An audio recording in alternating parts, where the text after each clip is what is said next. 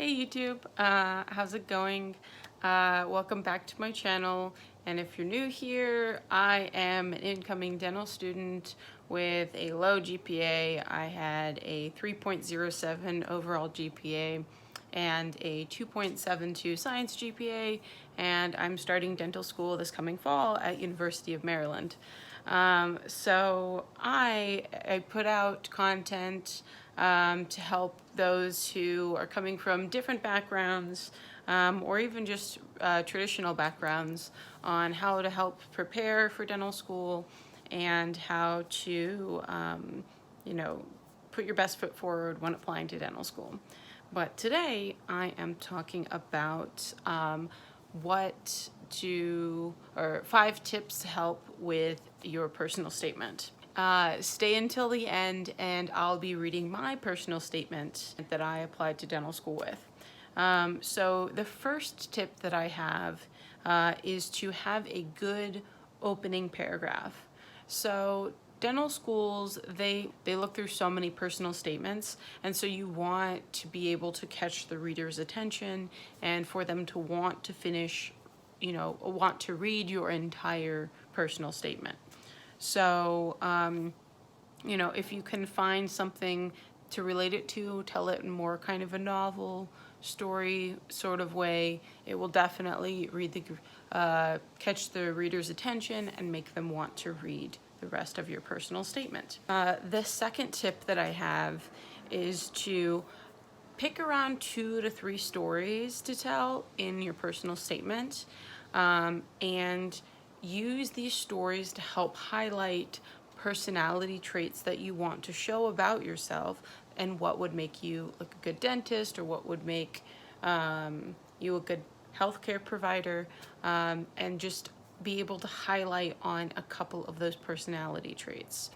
One thing that you can also do with these stories is kind of show how you got interested into dental. What piqued your interest? What kind of traits did this dentist have, or what kind of traits did you enjoy as a patient, or did you find most interesting when you were shadowing a dentist or something like that? Just what kind of characteristics did you find attracted you towards dental, and how can you really apply that to yourself as a provider for in the future? And then the third tip is to show rather than tell.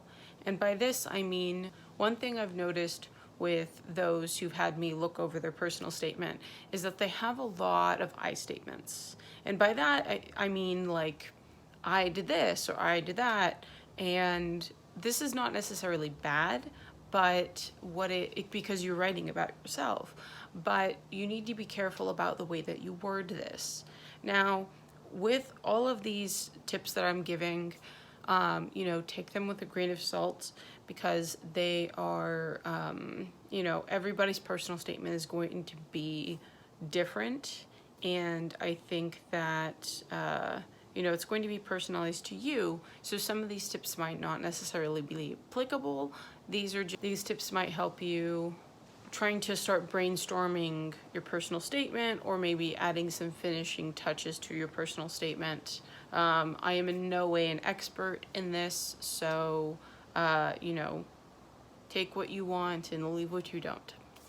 But continuing, you want to kind of show them something that you've done, which is why I say tell a story, and then how your personality traits kind of helped this situation, or kind of highlighted in this situation. And what I mean by that is, maybe instead of saying I am a courageous person, or I am very good at time management, and I'm this, I'm that, whatever it is, kind of show what makes people come to the conclusion that, you're good at time management, you are, great with patients, you are this, you are that.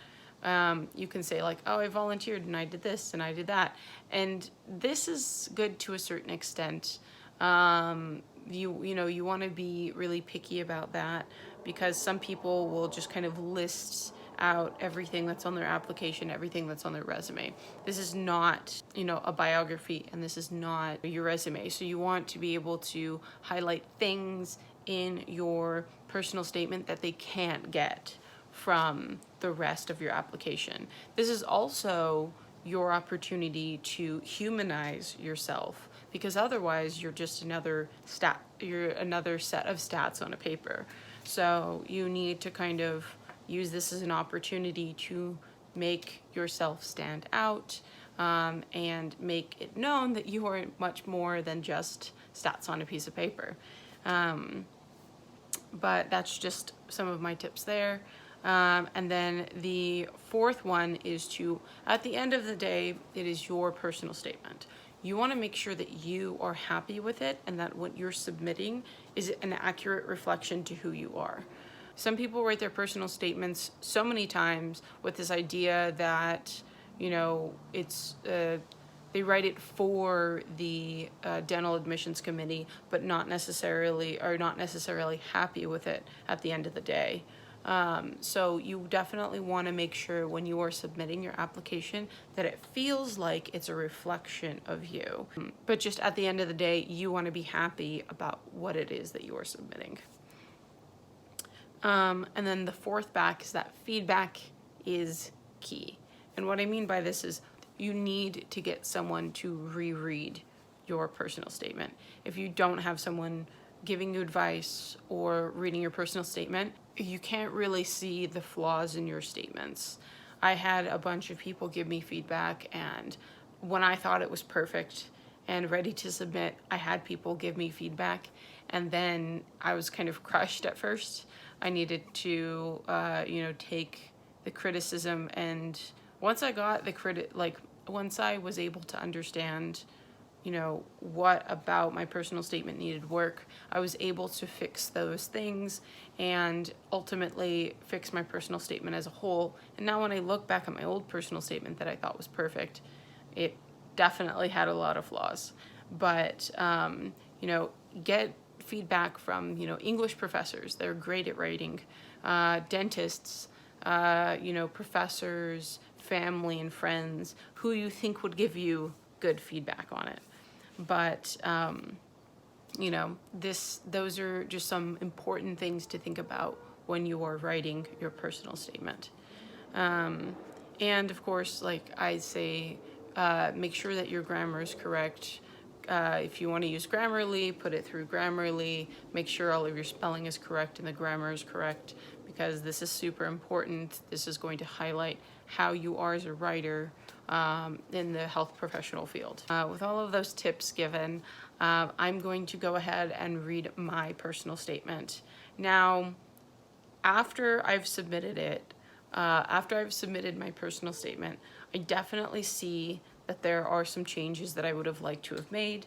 But in the end, I'm happy with it because it's what got me into dental school. But this is just my personal statement, and this is just my story.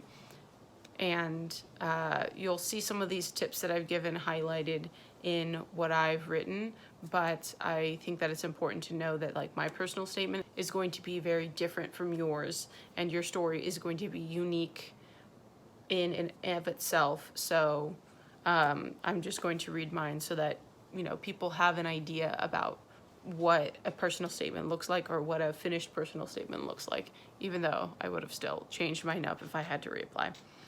Okay, so mine starts. The familiar scent of acrylic and aerosolized tooth dust surrounded me as I sat in the hard plastic chair of my father's dental office.